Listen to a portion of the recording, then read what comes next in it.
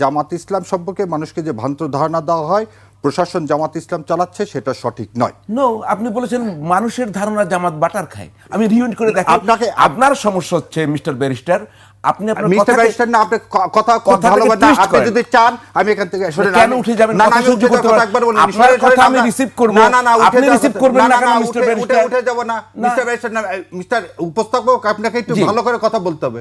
শুনেন জি, আপনাকেও যেমন কথা বলতে হবে, কথা শুনতে হবে, কথা টুইস্ট করা যাবে না। একটু আগে বলছি আপনি তো টুইস্ট করেন, আমি দেখলাম কিভাবে টুইস্ট একটু আগেই সরে গেলেন। আপনি বললেন বাটার, মানুষ মনে করে জামাত বাটার খায়, সেখান থেকে সরে গেলেন। আমি আপনাকে কি বললাম? বাটার খায় মানে কি বললাম? মানুষ ভাবে যে জামাত ইসলাম সরকার পরিচালনা করছে, যে বাটার খায়। আপনাকে যদি কথাটা বলতেছি, আচ্ছা ঠিক আছে, এটা তো রূপক অর্থে কথাটা, তাই না? রূপক অর্থে, কিন্তু অ্যাকচুয়াল মিনিং তো এইটাই, তাই না? আর আমি আপনার সাথে নিশ্চয় আর্গুমেন্ট করতে আসিনি এখানে। আরে এইটা যদি আপনার যদি শোনেন, আপনি যদি ইয়ার এজেন্ডা নিয়ে থাকেন জামাতের অ্যাসাসিন। প্রশাসন কার কথায় ওঠে বসে, পুলিশ কার কথায় চলে, পুলিশ কাকে পিছনে ঘুরবে, কাকে নিরাপত্তা দেবে। আমরা আশা করেছি যে এমপি, মিনিস্টার কিংবা তার চাইতে অধিকতর ক্ষমতাবান ব্যক্তিবর্গ যারা অতীতে ক্ষমতা দেখিয়েছেন এবং যাদের পেছনে সামনে ডাইনে বামে পুলিশ হেঁটেছে, ভবিষ্যতে সেটা হাঁটবে না। আমি ঠিক বুঝলাম না, আপনি কি জামায়াতকে রিপ্রেজেন্ট করেন? হ্যাঁ, আমি জামাতকে রিপ্রেজেন্ট করি, এটা আপনি জানেন, সারা দেশের মানুষ জানে। আচ্ছা ঠিক আছে, তাহলে আমি জামায়াত হিসেবেই আপনাকে প্রশ্ন করি, আমি একজন ব্যারিস্টার হিসেবেই আপনাকে প্রশ্ন করছিলাম। হ্যাঁ, আপনি ব্যারিস্টার হিসেবে প্রশ্ন করবেন, এবং ব্যারিস্টার কি মানুষ না? সে কাউকে সমর্থন করতে পারে না। না না, আপনি আর্গুমেন্টেটিভ যেটা করতেছি, তাহলে এটা এই অনুষ্ঠানের সৌন্দর্যটা নষ্ট হচ্ছে। আমাদের দুইজন মনে হচ্ছে আপনি একটু সুপরিকল্পিতভাবে একটু আমরা কাউকে পলিটিক্যাল মনে করি না, তারা তাদের চিন্তায় থাকবে, কিন্তু তাদের কেউ পলিটিক্যাল যে এটা আমি মনে করি না। এখন আপনি যে দুনিয়া শোনেন, বেগম খালেদা যে কি বলছে, শিশু এবং পাগল ছাড়া কেউ নিরপেক্ষ না, এবং দিস ইজ দ্য ট্রুথ। আপনি কি ভোট দেন না? আপনি কোনো দলকে সমর্থন করেন না? অবশ্যই করি। তাহলে আর আমার সৎসাহস আছে, আমি বলতেছি আমি একজন মানুষ, আমি একজন ব্যারিস্টার, আমি জামাত ইসলামকে সমর্থন করি। অন্যায় কি হলো? তাহলে আপনি কিভাবে বললেন যে জামাত ইসলাম হিসেবে আপনাকে প্রশ্ন করবো? কেন আমি ব্যারিস্টার হিসেবে আপনি আমাকে প্রশ্ন করবেন না? আপনাকে আমাকে বলেন যে ব্যারিস্টার হিসেবে কেন প্রশ্ন করবেন না? আমার ডান দিকে রয়েছেন ডাক্তার আব্দুল নূর তুষার, গণমাধ্যম ব্যক্তিত্ব। তারপরে রয়েছেন ব্যারিস্টার শাহরিয়ার কবির, সুপ্রিম কোর্টের আইনজীবী। শাহজাহান চৌধুরী জামায়াতের কেন্দ্রীয় মজলিসে শুরা সদস্য এবং সাতকানিয়া লোহাগড়া এলাকায় এমপি পদপ্রার্থী, এবং তিনি সাবেক এমপিও। তিনি একদিন আগে চট্টগ্রামে বলেছেন, যে অনুষ্ঠানে জামায়াতের আমির ছিলেন কিন্তু তার বক্তব্যের সময় ছিলেন না, আমি ক্লিয়ার করিনি। তিনি বলেছেন প্রশাসন তাদের কথায় ওঠা বসা করবে, মানে জামায়াতের কথায়, পুলিশ তাদের পিছনে ঘুরবে। আল্লাহ মনে হয় জামাতকে ক্ষমতায় নেওয়ার সিদ্ধান্ত নিয়ে ফেলেছেন। তার বক্তব্য আরও আছে, আমরা এই আলোচনার ফাঁকে ফাঁকে সে বক্তব্যগুলো দেখাবো ভিডিও, তবু বলে নেই। তিনি আরও বলেছেন নির্বাচন শুধু জনগণ দিয়ে নয়, যার যার নির্বাচনী এলাকায় প্রশাসনে যারা আছে তাদের সবাইকে আমাদের আন্ডারে নিয়ে আসতে হবে। আমাদের কথায় উঠবে, আমাদের কথায় বসবে, আমাদের কথায় গ্রেপ্তার করবে, আমাদের কথায় মামলাও করবে। তিনি আরও বলেছেন, যেটা আমি বললাম, আমরা একটা ভিডিও একটু দেখে নিই, যে হাঁটবে, চলবে, মামলা করবে, গ্রেপ্তার করবে। শাহজাহান চৌধুরী যেটা বলেছেন, বিশিষ্ট রাজনীতিবিদ, তিনি সেটা বলতে আমাদের, আমি ন্যাশনালি বলবো না, যার যার নির্বাচনী এলাকায় প্রশাসনের যারা আছে তাদের সবাইকে আমাদের আন্ডারে নিয়ে আসতে হবে। আমাদের কথায় উঠবে, আমাদের কথায় বসবে, আমাদের কথায় গ্রেপ্তার করবে, আমাদের কথায় মামলা। আমরা এইটুকু দেখেই আলোচনা শুরু করি, কথার ফাঁকে ফাঁকে আমরা আলোচনা চালিয়ে যাব। ব্যারিস্টার শাহরিয়ার কবির, আপনি কি শুরু করবেন না প্রশ্ন করবো? সরাসরি শুনছেন তো বক্তব্য? হ্যাঁ, আমি শুনছি। জি, আচ্ছা, ধন্যবাদ আপনাকে। আপনার মাধ্যমে আপনার টিভি সমস্ত দর্শকদেরকে সালাম এবং শুভেচ্ছা। আপনারা যারা এখানে আছেন তাদেরকে সালাম ও শুভেচ্ছা। শাহজাহান চৌধুরী সাহেবের যে বক্তব্য যেখান থেকে শুরু করছেন, তার আগে বোধহয় একটু ছিল ট্যাক্স পেয়ারের টাকায় এই প্রশাসন চলে। সো একটা জিনিস শাহজাহান সাহেবের কথায় পরিষ্কার, যে বাংলাদেশ জামাতে ইসলামের কথায় প্রশাসন চলে না। যদি বাংলাদেশ জামাতে ইসলামের কথায় আজকে প্রশাসন চলতো, তাহলে উনি এই কথা বলতে পারতেন না যে প্রশাসন আমাদের কথায় উঠতে হবে, বসতে হবে। তবে আমি এই কথাটাকে উনি যে সেন্সেই বলুক, যেভাবে বলছে, এইভাবে বলাটা তার ঠিক হয়নি।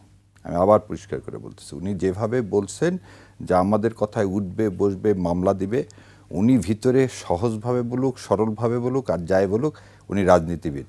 এবং উনি রাজনীতিবিদ হিসাবে এই নির্বাচনের আগে তার এই ধরনের কথা জাতি আশা করে না। এবং আমি একজন বাংলাদেশের সিটিজেন হিসাবে আমি মনে করি যে হ্যাঁ, সে হয়তো এটা রূপক অর্থে বলছে যে প্রশাসনকে কিছুদিন আগে আপনারা হয়তো জানবেন, বাংলাদেশ জামাত ইসলাম একটা কথা বলছিল যে লটারির মাধ্যমে সমস্ত জায়গায় নিয়োগ দিতে হবে। এবং আজকে কিন্তু এ বিষয়ে কোনো সন্দেহ নাই, সারা দেশ চলতেছে বিএনপির আন্ডারে, সমস্ত প্রশাসনের সমস্ত জায়গায় বিএনপির লোক। তাহলে এই কথা যদি লেভেল প্লেয়িং ফিল্ড বলতে হয়, তাহলে একটা নির্দলীয় নিরপেক্ষ একটা জায়গায় যেতে হবে। সেই নির্দলীয় নিরপেক্ষ জায়গায় না গেলে, আজকে আর 2টা মাস আছে ইলেকশানের, যদি ফেব্রুয়ারি মাসে ইলেকশন হয় তাহলে আপনি তফসিল ঘোষণা করবেন ফার্স্ট উইক অফ ডিসেম্বর, এবং নির্বাচন কমিশন তখন সবাইকে পরিবর্তন করবে। সো সেই মুহূর্তে ওনার এই কথাটা একদিকে যেমন অনাকাঙ্ক্ষিত, আর একদিকে এটা একটা বার্তা যে আসলে জামাতে ইসলাম অনেকেই এটা একটা কি বলবো, সারা দেশকে একটা ভ্রান্ত ধারণা দিতে চাচ্ছে জামাত ইসলাম হয়তো দেশ চালাচ্ছে, সেজন্য জামাত ইসলাম ইলেকশন করতে চায় না। যেমন অনেকে বলতেছে জামাত ইসলাম যেহেতু বাটার খাচ্ছে, অতএব ইলেকশন তাদের যাওয়ার বা করার কোনো ইচ্ছা নাই। সো এই মেসেজ থেকে এটা পরিষ্কার যে জামাত ইসলাম প্রশাসন বা কোনো জায়গায় জামাত ইসলামের কন্ট্রোলে নাই। আব্দুল নূর তুষার, আপনার কাছে আসবো, তার সাথে একটা কাউন্টার কোশ্চেন করতে চাই। আপনি বলেছেন যে বিএনপির লোক দেশ চালাচ্ছে, আপনি একটু স্পেসিফিক বলেন। আর আচ্ছা, সবাই মনে করছে, আবার বলছেন জামাত ইসলাম বাটার খাচ্ছে, তাহলে সবাই আবার এটা মনে করছে কেন? সবাই কি ভুল মনে করছে? আর বিএনপি কোন কোন জায়গায় দেশের একদম বলে দিচ্ছি আপনাকে। ধরে নেন আমি তো আইন অঙ্গনের লোক, তাহলে আইন অঙ্গন দিয়ে শুরু করি। আমার শ্রদ্ধেয় অ্যাটর্নি জেনারেল মহোদয়, উনি কোন পার্টির আপনারা জানেন। অ্যাডিশনাল অ্যাটর্নি জেনারেল মহোদয় কোন পার্টির আপনারা জানেন। ডেপুটি অ্যাটর্নি জেনারেলদের মধ্যে 90% কোন দলের আপনি জানেন। অ্যাসিস্ট্যান্ট অ্যাটর্নি জেনারেলের 95% কোন জেলার জানেন। সমস্ত জেলার পিপি, জিপি, এপিপি কোন দলের 90% হচ্ছে এই যা বললাম সব, মোর দেন 90% হচ্ছে বিএনপির। মানে আপনি এপিপিপি পর্যন্ত আসছেন? জি, তো এপিপিপি পর্যন্ত আসলাম, কারণ আমি আইন অঙ্গনের মানুষ, আপনি উদাহরণ হিসাবে জানতে চাইলেন, এটা দিলাম। আর দেখেন ইলেকশন কমিশনে ডক্টর মঈন সাহেব বলছিলেন যে কিছুদিন আগে যে ইলেকশন কমিশনের যেসব অফিসাররা আছে তাদেরকেই প্রিজাইডিং অফিসার হিসাবে নিয়োগ দেওয়া হোক।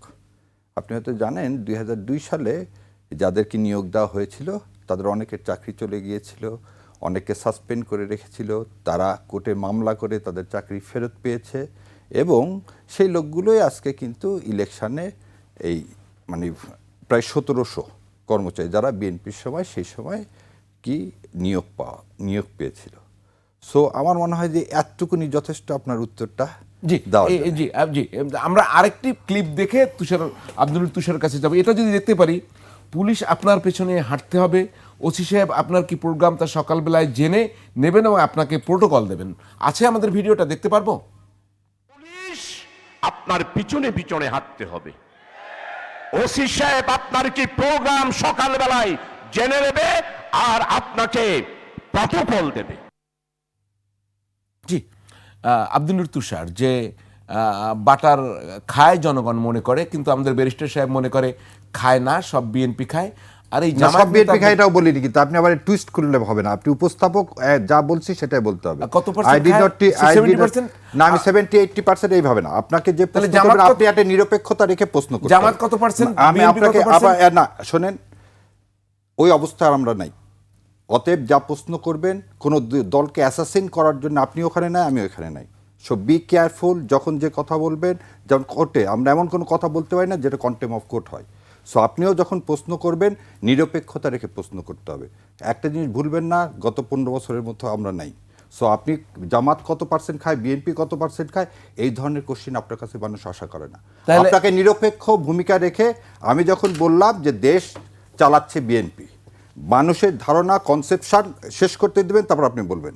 মানুষের কনসেপশন যে শাহজাহান চৌধুরী সাহেব যে কথা বলছে, আমি বলতে চাইছি যেই কথা দিয়ে যে জামাত ইসলাম সম্পর্কে মানুষকে যে ভ্রান্ত ধারণা দেওয়া হয় প্রশাসন জামাত ইসলাম চালাচ্ছে, সেটা সঠিক নয়। নো, আপনি বলেছেন মানুষের ধারণা জামাত বাটার খায়। আমি রিউন্ড করে দেখি, আপনার সমস্যা হচ্ছে মিস্টার ব্যারিস্টার, আপনি মিস্টার ব্যারিস্টার না, আপনি কথা ভালোবাসেন না। আপনি যদি চান আমি এখান থেকে সরে কেন উঠে যাবেন? না, আমি উঠে যাব না, একবার বলুন। আপনার কথা আমি রিসিভ করব না, না, আপনি রিসিভ করবেন না কেন মিস্টার ব্যারিস্টার? উঠে যাব না মিস্টার ব্যারিস্টার না, মিস্টার উপস্থাপক, আপনাকে একটু ভালো করে কথা বলতে হবে। শুনেন জি, আপনাকেও যেমন কথা বলতে হবে, কথা শুনতে হবে, কথা টুইস্ট করা যাবে না। একটু আগে বলছি আপনি তো টুইস্ট করেন, আমি আমরা দেখলাম কিভাবে twist একটু করলাম? আগেই সরে গেলেন। আপনি বললেন বাটার, মানুষ মনে করে জামাত বাটার খায়, সেখান থেকে সরে গেলেন। আমি কি আপনাকে কি বললাম? বাটার খায় মানে কি বললাম? মানুষ ভাবে যে জামাত ইসলাম সরকার পরিচালনা করছে, যে বাটার খায়। আপনাকে যদি কথাটা বলতেছি, আচ্ছা, ঠিক আছে, এটা তো রূপক অর্থে কথা, হ্যাঁ, তাই না? রূপক অর্থে, কিন্তু অ্যাকচুয়াল মিনিং তো এইটাই, তাই না? আর আমি আপনার সাথে নিশ্চয় আর্গুমেন্ট করতে আসিনি এখানে। আর এইটা যদি আপনার যদি শোনেন, আপনি যদি ইয়ার এজেন্ডা নিয়ে থাকেন জামাতের অ্যাসাসিনেট করতে, তাহলে আর আসবেন না আপনার এখানে, লাস্ট এটাই, কোনো সমস্যা নাই ভাই। আর আমার এটা পেশা না, আপনাকে আগে বলে আমার একটা মহান পেশা, আমি সেটা আমি খুব ভালো আছি। কারণ আপনি যেভাবে যদি অ্যাসাসিন করার জন্য নিয়ে আসেন, তাহলে আর কিছু বলার নাই, তাহলে আপনি আর একটা মহিউদ্দিন হবেন। মানে আমি ঠিক বুঝলাম না, আপনি কি জামায়াতকে রিপ্রেজেন্ট করেন? হ্যাঁ, আমি জামাতকে ইভেন্টকে, এটা আপনি জানেন, সারা দেশের মানুষ জানে। আচ্ছা, ঠিক আছে, তাহলে আমি জামায়াত হিসেবেই আপনাকে প্রশ্ন করি, আমি একজন ব্যারিস্টার হিসেবেই আপনাকে প্রশ্ন করছিলাম। হ্যাঁ, আপনি ব্যারিস্টার হিসাবে প্রশ্ন করবেন, এবং ব্যারিস্টার কি মানুষ না? সে কাউকে না, না, সমর্থন করতে পারে না? আমি তো আপনার না, আপনি আর্গুমেন্টেটিভ যেটা করতেছি, তাহলে এটা এই আমি অনুষ্ঠানের সেটাই বলছিলাম সৌন্দর্যটা যে নষ্ট হচ্ছে। এখানে আমাদের দুইজন মনে হচ্ছে লোক- আপনি একটু সুপরিকল্পিত ভাবে একটা আমাদের এখানে দুজন লোক, আমরা কাউকে পলিটিক্যাল মনে করি না, তারা পলিটিক্স তাদের চিন্তায় থাকবে, কিন্তু তাদের কেউই পলিটিক্যাল যে এটা আমি মনে করি না। এখন আপনি যেহেতু দুনিয়া শোনেন, বেগম খালেদা যে কি বলছে, শিশু এবং পাগল ছাড়া কেউ নিরপেক্ষ না, এবং দিস ইজ দ্য ট্রুথ। আপনি কি ভোট দেন না? আপনি কোনো দলকে সমর্থন করেন না? অবশ্যই করি। তাহলে আর আমার সৎসাহস আছে, আমি বলতেছি আমি একজন মানুষ, আমি একজন ব্যারিস্টার, আমি জামাত ইসলামকে সমর্থন করি। অন্যায় কি হলো? অন্যায় তাহলে তো আপনি কিভাবে বললেন যে জামাত ইসলাম হিসাবে আপনাকে প্রশ্ন করবো? না, কেন আমি ব্যারিস্টার হিসাবে আপনি আমাকে প্রশ্ন আমি করবেন তো না? আপনাকে আমাকে বলেন যে ব্যারিস্টার হিসাবে কেন প্রশ্ন করবেন না? অবশ্যই আপনি আমাকে ব্যারিস্টার হিসাবে আপনাকে তো একজন শোনেন, সুপ্রিম কোর্টের আপনি সিনিয়র আইনজীবী ব্যারিস্টার হিসেবেই আমরা আমন্ত্রণ আচ্ছা, জানিয়েছি। ভাই, এবং সেজন্য জামায়াত আপনি- লিডারদের যদি জানেন, আপনি যদি সেটা মনে করেন যে জামায়াত লিডার হিসেবে আমন্ত্রণ আমি তো জানাবো, তাই সেটা তো জানাবো। আপনাকে বলিনি আমন্ত্রণ জানানা, but when you ask me my identity, political views, I already No, I said did not ask you any yes, identity. you have done it. No, no, No, you have done it. no. আচ্ছা, আমি আপনার সাথে এই আমি বিষয়ে প্রশ্ন তর্ক যাব না। করছি যে- আপনার সাথে এখানে তর্ক করতে আসিনি আমি দেশের কথা বলতে আসছি, দেশের মানুষের জন্য বলতে আমি তো আসছি। আপনাকে দেশের হ্যাঁ, কথা বলতেই তাহলে দেশের নিয়ে কথাই বলেন, নিশ্চয়ই ফিরে আসেন। আমি তো আপনাকে আপনি দেশের ফিরে কথা আসেন বলতে না, দিয়েছি। ফিরে আসেন। আপনি যা খারাপ বলেন ইন্টেনশন নিয়ে তাও খরচ দেশের করছেন কথা, না। আর একজন যা বলে তাও দেশের কথা, আপনার বিরোধিতা যারা করে তারাও দেশের কথা বলে, আপনি আপনিও যাদের দেশের কথা বলবেন। ইয়েস, আমি সেটাই বুঝতে চাচ্ছি। তাহলে বলেন এখন প্রশ্ন করেন দেশের বিষয়। ডিফারেন্ট ওপিনিয়নে তো উত্তেজিত হওয়ার কিছু নেই। না, আব্দুল তুষার, উত্তেজিত হওয়া যাচ্ছে না। বিজয় ওপিনিয়নকে সম্মান করতে হবে, কিন্তু ওপিনিয়নটা অবশ্যই ভালোভাবে হতে হবে। আপনি অন্যভাবে যথেষ্ট হতে হবে। সম্মান আমাকে করায়, আমি কৃতজ্ঞ আপনাকে যখন সম্মান করি, আমরাও আশা করি আপনারা জি, আমাদের জি, আপনি যথেষ্ট আমাকে সম্মান করায়, আমি আপনার প্রতি কৃতজ্ঞতা আমিও আপনার প্রকাশ সাথে করছি। কৃতজ্ঞ। জি, আব্দুল তুষার, আমি যদি জামায়াত নেতার এই বক্তব্যে যাই, আপনি কি শুরু করবেন পুলিশ পিছনে পেছনে হাঁটবে, প্রোটোকল দেবে, প্রশাসন পিছনে পিছনে ঘুরবে, আল্লাহ মনে হয় আমাদের ক্ষমতায় এবার কবুল করেছেন মনে হচ্ছে তার, একটু আল্লাহর এই বিষয়টা একটু দেখা যাবে? আমার মনে হচ্ছে আল্লাহ তারা সিদ্ধান্ত নিয়েছেন জামাত ইসলামীকে ক্ষমতায় দেবেন। তুষার, এখান থেকে যদি শুরু করতে পারতেন। না, কি বলবো, উনি যদি এরকম বিশ্বাস করেন যে এটা নির্ধারিত হয়ে গিয়েছে, পূর্ব নির্ধারিত, উনি হয়তো এটা বিশ্বাস করেন, আমি জানি না। তবে এই ধরনের বিশ্বাস আসলে সঠিক নয়। আল্লাহ তাআলা আমাদের অন্তর জানেন, কিন্তু আমরা আল্লাহ তাআলা কি করবেন বা করতে পারেন এটা তো আর আমরা বলতে পারি না। আমাদের পক্ষে এটা সম্ভব না বলা। উনি বলেছেন, নিশ্চয়ই এটার ব্যাখ্যা ওনার কাছে আছে, উনি সেটা মনে করেছেন। আর রাষ্ট্রের কর্মচারী রাষ্ট্রের কাছে অনুগত থাকবে, কোনো ব্যক্তির কাছে না। উনি এমপি হইল না। আমরা আশা করেছি যে এমপি, মিনিস্টার কিংবা তার চাইতে অধিকতর ক্ষমতাবান ব্যক্তিবর্গ যারা অতীতে ক্ষমতা দেখিয়েছেন এবং যাদের পেছনে সামনে ডাইনে বামে পুলিশ হেঁটেছে, ভবিষ্যতে সেটা হাঁটবে না। আমরা মনে করেছি যে পুলিশ তার দায়িত্ব পালন করবে, সেনাবাহিনী তার দায়িত্ব পালন করবে, আমলাতন্ত্র তার দায়িত্ব পালন করবে। প্রত্যেকে যার যার অবস্থান থেকে রাষ্ট্রের প্রতি তার যতটুকু কর্তব্য সেটা পালন করবেন, কেননা তারা প্রত্যেকেই প্রজাতন্ত্রের কর্মচারী। উনি যদি কালকে নির্বাচিত হন, উনি হবেন প্রজাতন্ত্রের এমপি, এবং সেটা টেম্পোরারি পোস্ট। 5 বছরের জন্য বা কোনো একটি মেয়াদের জন্য তিনি নিযুক্ত হবেন ওই পদে। জনগণ তাকে টেম্পোরারিলি ওই জায়গাটাতে নিবে। তো অতএব যেভাবে তিনি বলেছেন, আমি মনে করি যে সেটা সঠিক নয়, একজন রাজনীতিবিদ হিসেবেও নয়, একজন নাগরিক হিসেবেও নয়। পুলিশ পিছনে হাঁটবে কেন? কী কারণে? ওনার পিছনে হাঁটার দায়িত্ব পুলিশের, নাকি ওনার সামনে হাঁটার দায়িত্ব? পুলিশ যদি প্রয়োজন মনে করে ওনার পাশে হাঁটবে, প্রয়োজন মনে করে সামনে হাঁটবে, প্রয়োজন মনে করলে পিছনে হাঁটবে। পুলিশের কাজ নিরাপত্তা দেওয়া, এবং ব্যক্তিগতভাবে ওনার যদি সেই নিরাপত্তার প্রাপ্য হয়ে থাকেন, পুলিশ সেটা দিবে। আর যদি প্রাপ্য না হয়ে থাকেন, তাহলে দিবে না।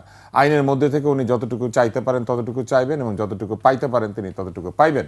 হ্যাঁ, কিন্তু ওনার অবস্থাটা হচ্ছে গানের মতো, এই তোমায় আমি পাইতে পারি বাজি, মানে উনি পাইবেন পুলিশে, উনি পাইছেন, উনি সামনেও পাইছেন, পিছনেও পাইছেন। উনি যেভাবে বলবেন, উঠতে বসলে উঠবে, বসতে বললে বসবে। প্রজাতন্ত্রের কর্মচারীকে ব্যক্তিগত কর্মচারী মনে করার যে রেয়াজ, এইটা কিন্তু আসলে এক ধরনের স্বৈরতান্ত্রিক মানসিকতা। শুধুই কি স্বৈরতন্ত্র? এটা স্বৈরতান্ত্রিক মানসিকতা। কারণ স্বৈরতন্ত্র কি করে, মনে করে নিজেই গুরুত্বপূর্ণ এবং নিজে যা মনে করে সেটাই আইন, উনি যা বলবেন সেটাই হবে। ফলে এই জায়গাতে উনি যেভাবে বক্তব্য দিয়েছেন, এটা রাজনৈতিক বক্তব্য হতে পারে, কিন্তু এটা একটি সঠিক বক্তব্য না। এরপরে আরেকটি জিনিস এখানে লক্ষ্য করা যাচ্ছে, সেটি হচ্ছে যে যদিও বা হয়তো ওনারা নাই, ক্ষমতার সমস্ত জায়গাতে বিএনপি বসে আছে, হতে পারে, এটা অস্বাভাবিক কিছু না, কিন্তু তাইলে দৈব চয়ন করলে যদি সব জায়গায় বিএনপি বসে থাকে, তাহলে ওনাদের লোক কোত্থেকে আসবে বা নিরপেক্ষ লোক কোত্থেকে আসবে? ওই লটারি করলেও তো ওই নামই উঠবে যারা আছে।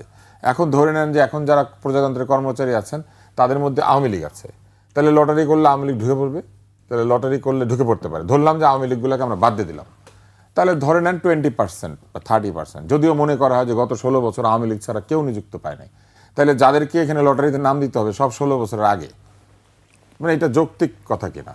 কারণ ধরেই না হচ্ছে যে আওয়ামী লীগ সব দলীয়করণ 16 বছরের আগে গেলে তো আবার বিএনপির লোকজন আছে। হ্যাঁ, ধরলাম বিএনপি তো আর দোষর না, বিএনপি তো আন্দোলনের পক্ষ না, সেখানে তো জামায়াতের আপত্তি আছে। না, বিএনপি আর জামাত একসঙ্গে ছিল না, না, তাদের ছিল এখন তো। আপত্তি আছে। তো ওই সময় নিয়োগ যখন পেয়েছে আমরা ধরে নিলাম একটা পার্সেন্টেজে নিয়োগ হয়েছে, ধরে নিচ্ছে, এগুলো কিন্তু সব ধরে নেওয়া কথা, ধরে নাও। ওই অঙ্কটা হিসাব করলে।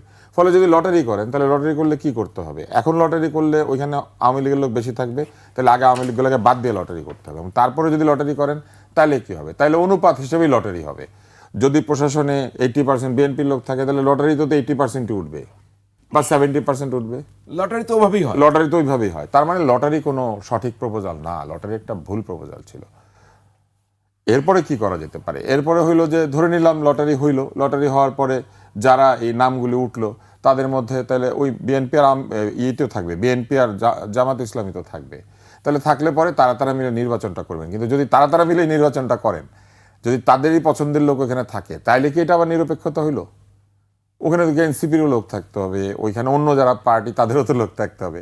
ফলে নিরপেক্ষতার সাথে লটারির কোনো সম্পর্ক নাই। নিরপেক্ষতার সাথে সম্পর্ক হচ্ছে প্রশাসনকে নিরপেক্ষ আচরণ করতে দেওয়া। গণ অধিকার পরিষদ দাবি করতে পারে, গণ অধিকার চাইতে পারে, আর মানে সবারই তো তাহলে থাকতে হবে না, একটু একটু করে, না থাকলে তো নিরপেক্ষতা হলো না। তাহলে এটা হচ্ছে একটা যৌক্তিক সমাধান, কিন্তু এই যৌক্তিক সমাধানে পৌঁছানো সম্ভব না। প্রস্তাব দেওয়া যায়, কিন্তু এই যৌক্তিক সমাধানে পৌঁছানো সম্ভব না, যে লটারি করে এটা হবে না। নিরপেক্ষতার জিনিসটা কি? একটু আগেই ব্যারিস্টার সাহেব বলছিলেন যে বহু লোককে নিয়ে আসা হয়েছে যারা আগের লোক, মানে যাদের 1700 লোক, তাই না? 1700 লোক। তাহলে এই 1700 লোকের লটারিতে নাম থাকবে না? থাকবে। তাহলে এই 1700 লোককে আনা হইল কিসের ভিত্তিতে? দলীয় পরিচয়ের ভিত্তিতে। উনি তো তাই বলেছেন। তাহলে কি এই সরকার দলীয়করণ করেছে? যে সরকার দলীয়করণ করেছে সেই সরকারকে নিরপেক্ষ নির্বাচন করতে পারবে? এই প্রশ্নটা উঠবে না? উঠবে তো। হ্যাঁ, তার মানে এই 1700 লোক কি বেছে বেছে আনা হয়েছে যারা ওই সময় চাকরি বাকরি পেয়েছিলেন, বিএনপির লোক ছিলেন? তাহলে সাথে আরো একটা প্রশ্ন আসে, তাহলে বিএনপিও দলীয়করণ করেছিল, 1700 দলের লোককে নিয়োগ দিয়েছিল? তাহলে 1700 যদি দলের লোককে নিয়োগ দিয়ে থাকে, তাহলে দলীয়করণের দোষ আর 16 বছর কি? তাহলে 21 বছর, তাহলে তারও আগে 42 বছর, তারও আগে 50 বছর, তারও আগে 47 থেকে, তারও আগে মনে করেন ব্রিটিশরা তো দলীয়করণই করেছিল, কারণ ব্রিটিশরা হচ্ছে এখানে এসে নিজেদের লোক নিয়োগ দিত। সাদা চামড়া না হইলে আপনি ডিসি হইতে পারতেন না, পারতেন না। তাহলে ব্রিটিশরা তো জাতিকরণ করেছিল, মানে রেসিজম এক ধরনের। তার আগে কি করেছিল? মুঘলরা তো ফার্সি ভাষা চাপিয়ে দিয়েছিল। ফার্সি কি আমাদের এখানকার ভাষা? ফার্সি তো ইরানের ভাষা। সেই ভাষাতে আমরা দলিল টলিল লিখতাম। ভাই, আমাদেরকে একটা যুক্তিসঙ্গত সমাধানে আসতে হবে। প্রথম সমাধান হচ্ছে এই ধরনের বক্তৃতা দিলে বক্তৃতা যেমন প্রশ্নবিদ্ধ হবে, নির্বাচনও প্রশ্নবিদ্ধ হবে।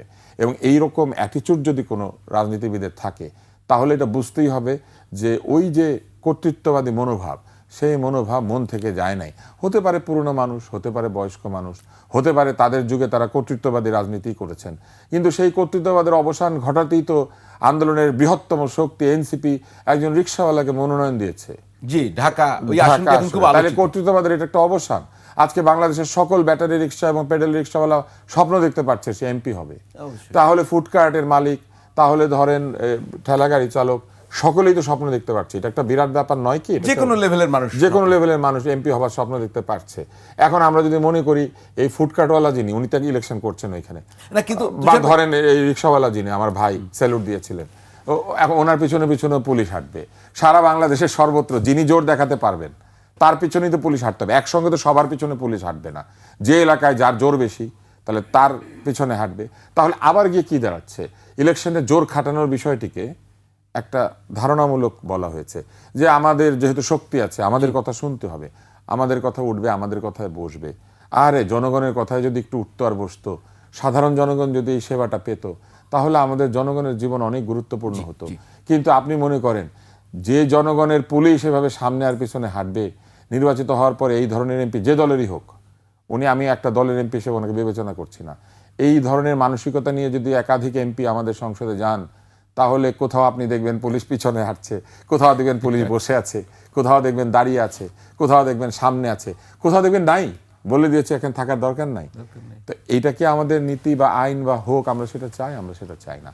আমরা এই আন্দোলনের পরে সত্যিকার অর্থে যেটা চেয়েছি সেটা হচ্ছে বৈষম্যমুক্ত সমাজ, আমরা চেয়েছি মেধাভিত্তিক সমাজ, আমরা চেয়েছি নিয়োগ বাণিজ্য বন্ধ হবে, নিয়োগে ঘুষ বন্ধ হবে, আমরা চেয়েছি মেধার ভিত্তিতে প্রতিযোগিতামূলকভাবে যিনি পরীক্ষায় ভালো করবেন তিনি নিয়োগ পাবেন। আমি এবার একটা প্রশ্ন করি, এই প্রশ্নটা আমার, এই গত কিছুদিনের মধ্যে নতুন চাকরি পাওয়া ছেলে মেয়েদের চাকরি চলে গিয়েছে, বলা হয়েছে জনস্বার্থে তাদেরকে অপসারণ করা হচ্ছে। কিসের স্বার্থ?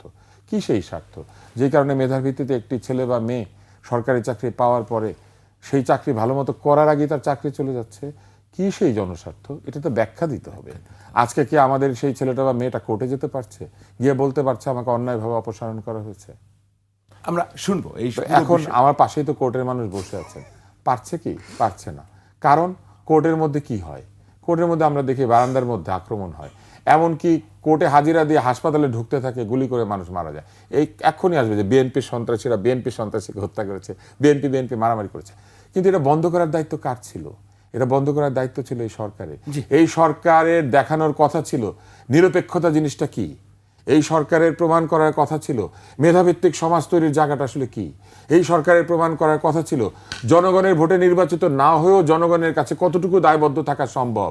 এই সরকারের জানার কথা ছিল যে সারের মূল্য বাড়িয়ে দিলে খাদ্যের মূল্য বাড়ে, বাংলাদেশে ইউরিয়া ব্যবহৃত হয় প্রকৃতপক্ষে ধান খেতে, ধান চাষে, এবং আজকে যদি 16 টাকার ইউরিয়া 30 টাকা হয়, তাহলে পরে অন্তত 15% খরচ রয়েছে এই উৎপাদনের ক্ষেত্রে সারের মূল্য, সেইখানে অন্তত পক্ষে এটা বেড়ে যাবে কতখানি? অনেকখানি বেড়ে যাবে। এই 15% গিয়ে কোথায় দাঁড়াবে জানেন? খরচের 30% বা 25%। ওই জায়গাতে গিয়ে যেটা পৌঁছাবে, তাতে করে যে সামনে চালের দাম বাড়বে, এইটুকু ভর্তুকি জনগণকে দিতে হয়। বাংলাদেশের মানুষের একমাত্র বিলাসিতা হচ্ছে এই দরিদ্র জনগণ একটু ভাত খায়। জি, জামায়াতের স্থানীয় পর্যায় থেকে বলা হয়েছে শাহজাহান চৌধুরীর এই বক্তব্যের দায় জামায়াত ইসলামী নেবে না। আবার বিএনপির স্থানীয় পর্যায়ে চট্টগ্রাম থেকে বিবৃতি দিয়ে বলা হয়েছে শাহজাহান চৌধুরীকে আইনের আওতায় আনতে হবে। তো ব্যারিস্টার শাহরিয়ার কবির, রাজনীতিতে অনেক কথাই তো বলা হয়, অনেকেই বলেন, তো শাহজাহান চৌধুরীকে যে বিএনপি আইনের আওতায় আনার দাবি জানালো, সেটা কতটা যৌক্তিক মনে করেন আপনি রাজনীতির এই কথার ভিত্তিতে? আচ্ছা, তার আগে একটু বলে নিই, আমার বিজ্ঞ সহাত আলোচক ভাই যা বলছেন মোটা দাগে এই কথাগুলোকে আমি সমর্থন করি। এবং সরকার যে ফেল করছে গত 18 মাসে, এই সরকার কিন্তু একটা নিরপেক্ষ লেভেল প্লেয়িং ফিল্ড সমস্ত জায়গায় করতে ফেল করছে। এই বিষয়ে মত পার্থক্য হওয়ার কোনো জায়গা নেই। দ্বিতীয় যে কথাটা ভাই বললেন, খালি একটা জায়গায় আমি একটু দ্বিমত করব, সেটা হচ্ছে কোর্টের বারান্দার কথা বলছেন। কোর্টের বারান্দায় ভাই একটা জিনিস বলে নিই, ইশতিয়াক সাহেব আমাদের দেশের জন্য একটা খুব সম্মানিত লোক। সৈয়দ ইশতিয়াক আহমেদ কেন, যখন হাইকোর্টের বেঞ্চ দিয়েছিল এরশাদ সাহেবের সময় 8ম সংশোধনী, সেটাকে চ্যালেঞ্জ করে সেই রিটে কিন্তু এটা বাতিল হয়েছে। ঠিক সেরকম কেয়ারটেকার গভর্নমেন্টের বিলটাও কিন্তু ইশতিয়াক সাহেব করেছিলেন। আর আমাদের honourable chief justice Refaat Ahmed, ওনার মতন বোধহয় এরকম আমাদের জুডিশিয়ারি পাওয়ার একটা ভাগ্যের ব্যাপার। So he try his outmost best. এই 17 মাস লাগার কথা না একটা ইন্ডিপেন্ডেন্ট জুডিশিয়ারি পাওয়ার জন্য। 17 মাস হচ্ছে, এখনও কিন্তু ইন্ডিপেন্ডেন্ট জুডিশিয়ারি দেওয়া হয়নি, একটা সেক্রেটারিয়েট পদ্ধতি দেওয়া হয়নি, যেটা কলমের এক খোঁচায় দেওয়া সম্ভব ছিল। ইমিডিয়েটলি বোধহয় বলা হচ্ছে দেওয়া হবে। সেই ইমিডিয়েটলিটা কবে আই ডোন্ট নো। কারণ আপনি তো বলতেছেন নির্বাচনের ট্রেনে উঠে গেছেন, ডিসেম্বর থেকে তো আপনি খালি কি করবেন, নির্বাচনের কাজ করবেন, গেল 1 নম্বর। দ্বিতীয় কথা, একটু আগে যেটা বললাম, এই জুডিশিয়ারি করতে গেলে অ্যাটর্নি জেনারেল সার্ভিসটা আপনি কি করতে পারতেন, আলাদা করতে পারতেন। আপনি ক্রাউন প্রসিকিউশন সার্ভিসের মতো পুলিশে এটাকে আলাদা করতেন। কিন্তু আপনি সব কিছু যখন ক্ষমতায় থাকেন না, তখন বলেন আমি একদিনের জন্য সময় পেলে আমি করে দিব। সো এই ধরনের কথাবার্তা আমাদের অনেক অ্যাডভাইজারের মুখ থেকে শোনা গেছে, তো 18 মাসে এরকম কিছু পরিলক্ষিত হয়নি। সেই কারণেই দেশের মানুষের মাঝে এই সরকারের উপর যে আস্থা, সেই আস্থাটা 100% নাই। এই বিষয়ে মানে অস্বীকার করার কোনো উপায় নেই। আর দ্বিতীয় যে কথা বলছি শাহজাহান চৌধুরী সাহেবের, আমি আবার বলছি, প্রথমেই শুরুতেই বলে নিছি, তার এই বক্তব্যটা অনাকাঙ্ক্ষিত। আপনি যদি মনে করে দেখেন, আপনি রিউন করে দেখতে পারেন। জি, আপনি বলেন। এবং অনাকাঙ্ক্ষিত, এবং তার একটা রাজনীতিবিদ হিসাবে আপনাকে কথা মেপে বলতে হবে। আমি সাধারণ জনগণ হিসাবে আমি অনেক কথা বলতে পারি, কিন্তু যখন আমি মানে একজন আইনজীবী হিসাবে কোর্টে দাঁড়াবো, ডায়াসে দাঁড়াবো, তখন আমি কিন্তু যা কিছু বলতে পারি না। আর একটা জিনিস আমার মনে আছে, পল্টনের ময়দানে সব কথা বলা যায়। একদিন এক জজ সাহেব বলছিলেন, তাই বলছেন, পল্টনের ময়দানে সব বলা যায়, কিন্তু সাবমিশনে সব বলা যায় না। তো এই যে বললাম, পল্টনের ময়দানে সব বলা যায়, রাজনীতির ময়দানে অনেক কথা বলা যায়। এই যে ওনারা বলছেন যে ওনাকে আইনের আওতা আনতে হবে, এটাও রাজনীতির কথা, এটা নিয়ে আলোচনা করার কিছু নেই। আর ভাইয়া একটা জিনিস বলছেন, দলীয়করণ, এটাই হচ্ছে বাস্তবতা। আমাদের সব সময় প্রতি সরকারের আমলেই দলীয়করণ হয়েছে, এটা অস্বীকার করার কোনো উপায় নেই। আজকে যে জুলাই ম্যান্ডেট পাওয়া গেল, এখন মানুষ কি চায়? এই যে আমি একদম সত্যি প্রচণ্ড রকমের শখ যদি তিনি এই কথা বলে থাকেন, পুলিশ আগে আসবে পিছিয়ে আসবে, এটা অবশ্যই এটা হচ্ছে অটোক্রেসির একটা ওয়ান অফ দ্য নমুনা, এবং এই দলের কাছে এটা কেউ আশা করে না। উনি কি ভেবে কেন বলছে, এই জিনিসটা আমার কাছে মনে হয় ওনার পরিষ্কার করা উচিত। আমি তার ওনার মনের কথা জানবো না, আর কিন্তু এই ধরনের কথা আসা উচিত না তার মতো মানে রেসপন্সিবল রাজনীতিবিদের কাছ থেকে। তত্ত্বাবধায়ক সরকার ব্যবস্থা সংবিধানে পুনর্বহাল হয়েছে, তাহলে এখন নির্বাচনটা হতে অসুবিধা কি? এই সরকারের এই পরবর্তী নির্বাচন তত্ত্বাবধায়ক সরকারের অধীনে হলে অসুবিধা কি? কারণ হচ্ছে 3 দলই তো এই সরকারকে নিরপেক্ষ বলছে না। এখানে দুটি প্রশ্ন আপনি করেছেন। একটা হচ্ছে এই সরকারের নিরপেক্ষতা প্রশ্নবিদ্ধ কিনা। এই সরকারের নিরপেক্ষতা প্রশ্নবিদ্ধ, এটা তারা নিজেরাই করেছেন, অন্যদেরকে প্রশ্ন করতে হয় না। তাদের বিভিন্ন কাজকর্মের মধ্যে দিয়েই বহু অনিরপেক্ষ বা দলীয় পক্ষ এই ধরনের আচরণ হয়েছে। আমি আজকেই শুধু একটা বলি, আজকে ভুটানের প্রধানমন্ত্রীর সঙ্গে একাধিক রাজনৈতিক দলের মেম্বাররা দেখা করেছেন। রাজনৈতিক দল যখন আমন্ত্রিত অতিথির সাথে দেখা করে, এটা কোনো রাষ্ট্রীয় অনুষ্ঠান না, সরকারি অনুষ্ঠানও না। এটা কেন প্রধান উপদেষ্টার যে ফেসবুক পেজ আছে, কিংবা প্রধান উপদেষ্টার যে মানে প্রচারের অংশ আছে, সেখান থেকে এটা কেন দেখানো হবে? ওনার সঙ্গে তো দেখা করতে যাদের সঙ্গে উনি পড়াশোনা করেছেন তারাও যেতে পারে, কিংবা ওনার সঙ্গে দেখা করতে ওনার ব্যক্তিগত বন্ধুরাও যেতে পারে। সেরকম যে 3টি দল গিয়েছে তারা তো সরকারের অংশ না, বা আরও যদি 5টা দল যাক, 10টা দল যাক, তারা কেউ তো সরকারের অংশ না। সরকার কেবলমাত্র সরকারি প্রোটোকল অনুযায়ী এবং সরকারের যে সারাদিনের যে কর্মসূচি, সেই কর্মসূচিগুলির ছবি সরকারের পক্ষ থেকে পোস্ট হবে। কিন্তু এইগুলো তো যেটা পোস্ট হয়েছে, এনসিপি দেখা করেছে বা অন্যরা দেখা করেছেন, এইটা তো সরকারি পোস্ট থেকে আসা উচিত না, কিন্তু সেটা এসেছে। এবং এসেছে প্রথমে এনসিপিটা আসার পরে যখন সমালোচনা শুরু হয়েছে, তখন বাকিগুলো এসেছে। হয়তো এটা পরিকল্পনার মধ্যেই ছিল, কিন্তু এটা সঠিক হয় না এই কাজটা। এরকম অনেক ছোট ছোট কাজ আছে যেগুলো দেখলে মনে হবে যে এই সরকার কিছু দলের সঙ্গে একরকম আচরণ করেন, কিছু দলের সঙ্গে আরেক রকম। যেমন এনসিপির প্রতিনিধি, বিএনপির প্রতিনিধি এবং জামাতের প্রতিনিধি জাতিসংঘে বেড়াতে গেলেন, কিন্তু গণ অধিকার পরিষদের কেউ যেতে পারলেন না কেন? গণ অধিকার পরিষদের নেতৃবৃন্দ কি এনসিপির চাইতে কম যোগ্যতা সম্পন্ন? এবি পার্টি কেন যেতে পারলেন না? তারা কি কম যোগ্যতা সম্পন্ন, নাকি জাতিসংঘে যাওয়ার মতো যোগ্যতা মেধা তাদের নাই? জাতিসংঘের গিয়ে এয়ারপোর্টের পিছনের দরজা দিয়ে বের করে নেওয়ার মতো যে একটা ব্যাপার, সেই মেধা যোগ্যতাও তাদের নাই, তাই না? তো এবং ডিম খাওয়ার যোগ্যতাও নাই। তো ব্যাপারটা কি এরকম? ব্যাপারটা তো সেটা নয়। তাহলে এরকম আচরণ হয়েছে। আমরা দেখেছি যখন তখন যমুনা ঘেরাওয়ের কর্মসূচি দিয়ে দেয় কিছু কিছু দল, তাদেরকে কেউ কিছু বলে না। আর আপনি এখন বলেন আপনি যমুনা ঘেরাও করবেন, এখন বলেন, দেখেন আপনার কি অবস্থা হয়। তো এগুলা কি এক ধরনের পক্ষপাতমূলক আচরণ নয়? এগুলা তারা করেছে। তাহলে এগুলো মনে করিয়ে দিতে হয় বারবার। বাঙালি জাতির স্মৃতিশক্তি, ভিটামিন ডির অভাব, বিভিন্ন ভিটামিনের অভাব আমাদের আছে। ছোটবেলা আমরা রাতকানা রোগে ভুগেছি বছরের পর বছর। ভিটামিন এ এবং ডি এর অভাব তো আমাদের সর্বজনবিদিত, আন্তর্জাতিকভাবে স্বীকৃত। এখন তো আমরা বাঙালি আন্তর্জাতিকতা পছন্দ করে, যে কোনো কিছু আন্তর্জাতিকভাবে স্বীকৃত হলে ওইটাকে আমরা খুবই গুরুত্বপূর্ণ মনে করি। যেমন আমাদের ভিটামিন এ এবং ডি এর অভাব, এটা আন্তর্জাতিকভাবে স্বীকৃত। বাংলাদেশে আপনি নিশ্চয়ই জানেন যে ভিটামিন এ খাওয়ানোর একটা উৎসবের মতো হতো এক সময়। তো এগুলা আছে, কিন্তু আমাদের যে বুদ্ধিমত্তার বুদ্ধাঙ্ক কোন লেভেলে আছে, এইটা নিয়ে কোনো আন্তর্জাতিক গবেষণা নাই বলে এটাকে আমরা ঠিক মানতে চাইছি না। তো আমি আবার আমার প্রসঙ্গে আসি। এখন দেখেন যে জায়গাটাতে আমরা ছিলাম, তাহলে এই নিরপেক্ষতার জায়গাতে কি হলো, তত্ত্বাবধায়ক সরকার প্রযুক্ত হয়ে গেল জি। আদালতের মাধ্যমে। আমরা জেনে গেলাম যে তত্ত্বাবধায়ক সরকার এসে গিয়েছে, এখন আর এটা হবে না। তবে পরবর্তী নির্বাচন, মানে 5 বছর পরে যে নির্বাচন, মানে চতুর্দশ এইখানে 3টা আদর্শিক প্রশ্ন আছে। প্রথম হচ্ছে, অনির্বাচিত সরকার যারা এখন দেশ চালাচ্ছেন তাদের হাতে নির্বাচন নিরাপদ, কিন্তু আগামীতে যারা নির্বাচিত হবেন তাদের কাছে নির্বাচন অনিরাপদ। আগামী এই নির্বাচনে কারা যাবেন? যারা জুলাই সনদে স্বাক্ষর করেছেন। জুলাই সনদে যারা স্বাক্ষর করেছেন তারা বলেছেন যে নির্বাচনে কারচুপি একটা ভয়ঙ্কর অপরাধ এবং এই নির্বাচনে কারচুপি করা যাবে না, অবৈধ নির্বাচন হবে না। এগুলোই তো জুলাই সনদ, তাই না? এই প্রতিষ্ঠানগুলিকে সম্পূর্ণ পুনর্গঠন করা হবে। তাহলে যারা জুলাই সনদ বাস্তবায়ন করবেন তারা জুলাই সনদে বিশ্বাস করেন না যে তাদের জন্য তত্ত্বাবধায়ক সরকার দরকার হবে? তার মানে তারা সব পারবেন জুলাই সনদের, শুধুমাত্র একটা নিরপেক্ষ নির্বাচন আয়োজন করার যোগ্যতা, চারিত্রিক যোগ্যতা তাদের নাই। এই আগামী নির্বাচনে যারা নির্বাচিত হবেন আদালত বলে দিয়েছে, এবং এটা নিশ্চয়ই আদালত মনে করে, তা না হলে কেন দিবে? নিশ্চয়ই, তাই না? যে নিরপেক্ষ নির্বাচন দলগুলির পক্ষে করা সম্ভব না। এইবার আসেন, এখন যদি তত্ত্বাবধায়ক সরকার প্রযুক্ত করতে হয় তাহলে অসুবিধাটা কোথায় হবে? নির্বাচন পিছিয়ে যাবে, কারণ নতুনভাবে তত্ত্বাবধায়ক সরকার তৈরি করতে হবে। তত্ত্বাবধায়ক সরকারের আইনে কি হবে? তত্ত্বাবধায়ক সরকারের আইনে কি আছে? অতীতের আইনে সর্বশেষ অবসরপ্রাপ্ত প্রধান বিচারপতি, তাই তো আছে, তাই না? তাহলে সর্বশেষ অবসরপ্রাপ্ত প্রধান বিচারপতি কে? না, ওখানে তো পাওয়া যাবে না, যেহেতু না পাওয়া গেলে তার আগের জন, আছে না পাওয়া গেলে একটা সার্চ কমিটি হবে, সেই সার্চ কমিটি করে খুঁজতে হবে, তাই তো আছে। রাষ্ট্রপতি হবে না হলে। হ্যাঁ, তারপরে লাস্ট হচ্ছে ইয়াজউদ্দিন ইয়াজউদ্দিন এখন তো শাহাবুদ্দিন লাস্টে ইয়াজউদ্দিন হবে। ইয়াজউদ্দিনটা এখন কে? ওনারা সেটা মানবে না, এই জন্য ওনারা এখন তত্ত্বাবধায়ক সরকার দিবে না। তার মানে ওনারা এখনো যেটা করছে সেটাও হচ্ছে একটা সুবিধার মধ্যে থাকছে। এইবার আসেন, এইটা আরেকটা ঝামেলা হবে এখন তত্ত্বাবধায়ক সরকার দিলে।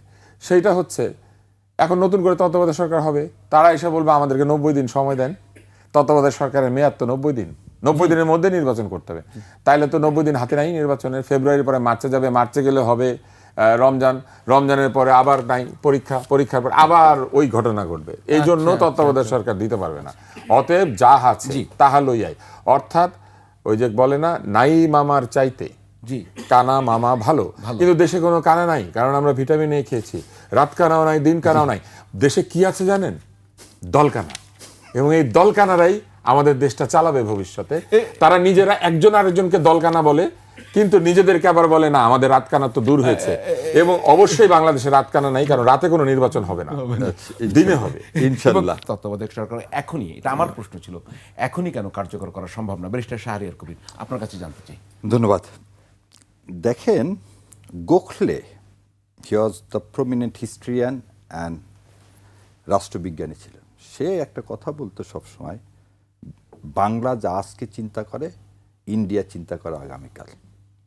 সো আমি বাঙালি, বাংলাদেশি হিসাবে গর্ববোধ করি, কারণ এদেশের মাটিতেই মৌলানা ভাসানী শেরে বাংলার মত লোক হয়েছে। এখন আরেকটা জিনিস বলি, আনইলেক্টেড গভর্নমেন্ট সম্পর্কে ভাই বলছে যে তত্ত্বাবধায়ক সরকারের ব্যবস্থায় যাওয়ার আগে আনইলেক্টেড গভর্নমেন্ট কেন আমরা শাহাবুদ্দিন সাহেবকে পছন্দ করলাম 91 সালে, বা কেন তত্ত্বাবধায়ক সরকার ব্যবস্থায় আমরা আনইলেক্টেড লোকের আন্ডারে বলতেছি ফ্রি ফেয়ার ইলেকশন হবে। দেখেন, প্রথম ইলেকশনটাই হলো কিন্তু 73 সালে, এবং শেখ মুজিবুর রহমান সহ তাজউদ্দিন, নজরুল ইসলাম, কামরুজ্জামান, এরা প্রথম যদি বলেন যে বিনা প্রতিদ্বন্দ্বিতায় নির্বাচনের ব্যবস্থা, নির্বাচন ব্যবস্থাকে ধ্বংস করা এবং কারচুপির যদি কোনো কিছু শুরু হয়ে থাকে সেটা 73 সাল থেকে শুরু হয়েছে, এবং সেই ক্রমান্বয়ে সেটা চলছে, এবং এটা প্রতিটা ইলেকশন হয়ে গেছে 91-এর আগ পর্যন্ত। তুষার ভাই, একদম শেষ মুহূর্তে আপনার কাছে জানতে চাই, এই যে আইনগত অনেক কথা বলা হয়, তো স্পেশাল রেফারেন্সে যদি এই ইন্টারিম সরকার গঠিত হতে পারে, তো স্পেশাল রেফারেন্সে তত্ত্বাবধায়ক আবার কেন স্টার্ট করতে পারবে না? আপনি টাইম 1 মাস আগে ওনাদের সিদ্ধান্ত, সরকার কার জন্য স্পেশাল রেফারেন্স চাইবেন এবং কার জন্য চাইবেন না, এটা তো তাদের সিদ্ধান্ত। স্পেশাল রেফারেন্স চাইতে পারেন আসলে সরকারও না, স্পেশাল রেফারেন্স চেয়েছিলেন রাষ্ট্রপতি। ফলে সরকার যদি রাষ্ট্রপতিকে অনুরোধ করেন, রাষ্ট্রপতি যদি রেফারেন্স চান, তাহলে এটা সম্ভব। আদারওয়াইজ তো স্পেশাল রেফারেন্স চাওয়া তো আসলে কোনো গতানুগতিক ব্যাপার না যে এটা রেগুলার হয়। স্পেশাল রেফারেন্স হয় কি কারণে হয়? যখন প্রচলিত আইন অনুযায়ী কোনো কিছু সমাধান করা যাচ্ছে না বা সমাধান করা খুবই কঠিন। যেহেতু রয়ে গেছে। তবে এই সবই নির্ভর করে আসলে সদিচ্ছার উপরে। কালকে যদি চাই দেখবেন পরশুদিনই আবার এটা হয়ে যাবে, এবং যে কারণেই এটা আসলে রাজনৈতিক সিদ্ধান্ত। হ্যাঁ, এবং যে কারণেই হচ্ছে আমাদের দেশে মানুষ সত্যিকার অর্থে নিরপেক্ষতা শব্দটাতে বিশ্বাস করে না।